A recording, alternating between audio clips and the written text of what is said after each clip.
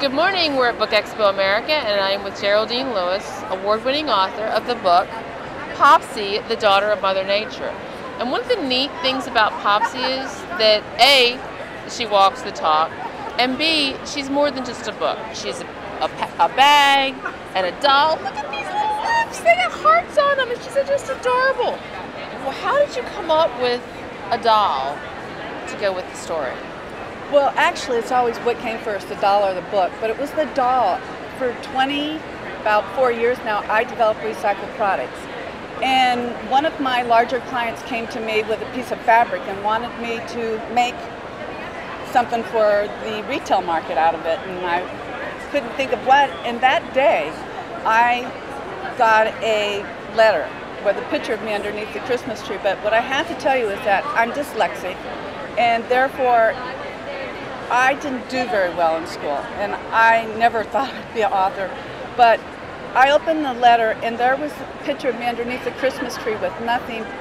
And I remembered every Christmas I got a shoebox full of potato peels. And I know, because I didn't get good grades.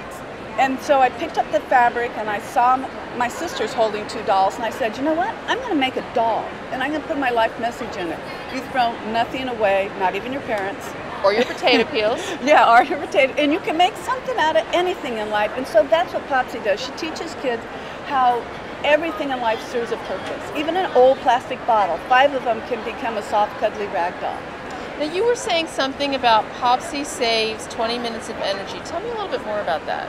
Well, when you recycle plastic bottles, basically where the energy is saved. And every bottle saves about actually 20 minutes worth of energy. And so that's how I come up with Popsi saves 20 minutes worth of energy. And we make her in the United States.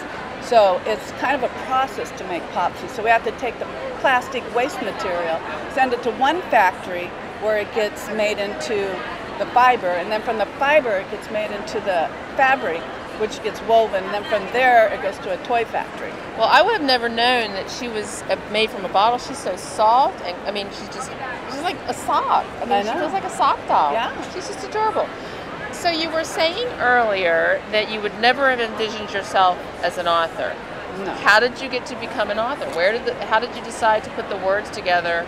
Well, in order to make her come to life, you know, I had to become something that I wasn't comfortable with, but I do hire quite a few editors to work with me, and I have a personal assistant who knows every cracky little word I make up, you know. But I don't know, I can draw, you know, and so I draw, and that had always been my communication, so I could sketch and draw and learn. And I actually studied animation and hired an animation studio to teach and train me. And she was a wonderful writer. She was the Jane Bear part of Ambulance Disney, Who Framed Roger Rabbit. And so from there I just kind of decided that, wow, I can create an intellectual property, and that's my dream. My real dream is to make an intellectual property that actually makes a difference in the quality of life. And therefore, how can you get it from book to television? And you have to, you know, because merchandise sells, but I want to make socially responsible merchandise. So I had to become a writer. There was no choice. I have a vivid imagination. You do have a vivid imagination. It's a wonderful story. I mean, it must be, I don't want to put words in your mouth. How does it feel to have taken something and stretched yourself that you weren't comfortable with, and you get to hold it in your hands and it's all yours? I mean, you do that with the doll, but this is a little different. Yeah, this is actually my second book. Oh, the first one was more school curriculum, you know, because she's a teaching tool, actually.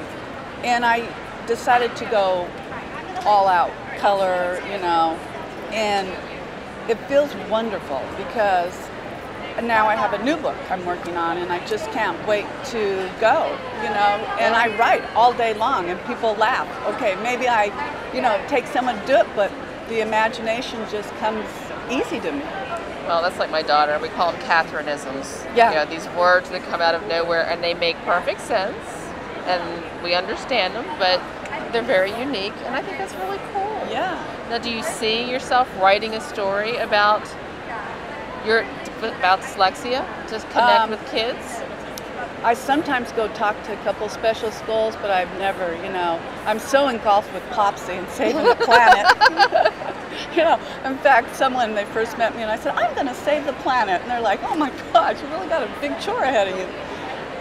It's an important chore. It's not a chore at all when it's a passion. Yeah, and somebody has to do it. Absolutely. Maybe later on, I'm working on this new book. It has 26 series to it, and I'm going from picture book to chapter book. Oh, wow. Yeah, 26 amazing, outrageously peculiar stories. And every single one of them is, of course, an educational tool in a very fun way. Excellent. Yeah. Well, best of luck to you in the new stuff. Thank you. Thank you for introducing us to Popsi. Oh, yeah, she's adorable. Yes, she is. Thank you very much. Okay.